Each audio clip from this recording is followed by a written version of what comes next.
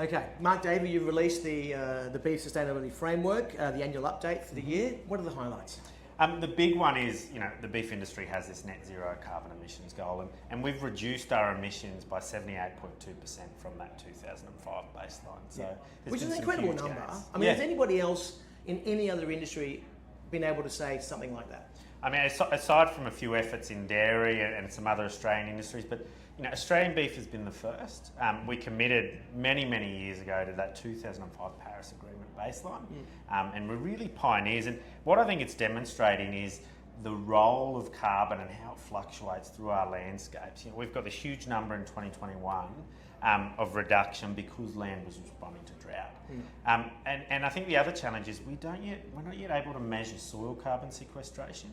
So the story could get a lot more positive. But I think it's a credit to the industry and the work that's been done. Before we roll into some of the other stuff around carbon, give us some of the other highlights in terms of the framework. So the live export, so cattle deaths on sea voyages was down to 0.05%. So this is an incredible credit to the industry because it's not about regulation, it's about implementation every single day. We see pressure from stakeholders, like some banks don't want to fund live export. And I think I would challenge that because it cannot be on sustainability grounds. You cannot get any better than what they are doing. And there's 5 million kids in Asia that have severe acute malnutrition. Our live export industry exports animal welfare. And really it needs to be held up as a shining light. Yep. Is that message getting out? Do you feel, I know there's lots of banks here, CommBank's been sort of doing a lot of stuff around carbon, talking about that. Do you feel that message is A, getting into the supply chain, and B, getting out to the wider community in a way that, that you're starting to move the needle? I don't think for live export it is, and I think it's a bit of a red flag for a lot of the work we do in sustainability because you begin to wonder then, is it really about the results and what the industry's achieving, or are there other agendas at play? Because if you're kind of making some tokenistic gesture against live export, I don't think you actually want to understand the challenge of welfare and the challenge of feeding people. And I think that the government might have a role in stepping in and saying to banks who they provide licences with, what is the ground on this? Because otherwise you are denying a part of the Australian economy access to capital. Yep. Let's talk about the debate. Right, so the debate's kind of shifting. The idea is that it's insane to sort of lump in all emissions under one catch-all carbon emissions.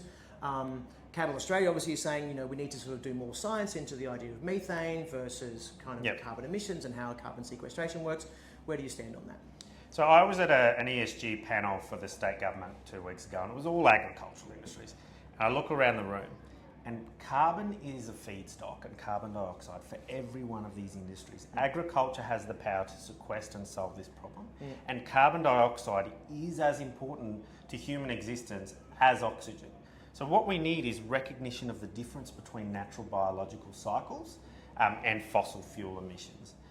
And we need that in policy, but also across the community. I think it's very easy for society to be like carbon dioxide and emissions are bad. But if you target things like agriculture, you're actually limiting, food security. And there's been some great presentations here this week on that. And when you look at countries like Europe that are reducing their food production, that's fine for a country like Belgium, say, that wants to reduce how much food they make. But the people that miss out don't live in Europe. They live in Africa. They live in Asia, they live in areas of the world, like Africa, where there's things like slavery, because they do not have food security. So it's a global issue and it needs to be approached with maturity. Yeah. Do you think that there's a place for a lot more research into the biogenic methane cycle? And can the average kind of consumer, or probably more importantly, can the regulator or a regulator or kind of the political sphere get their head around it? Because obviously it's much more easy to kind of go, oh, it's just emissions in general. Like how do you shift that narrative? I think we need a lot more commitment to research in it. So we're reporting this number in 2024 and it's for 2021.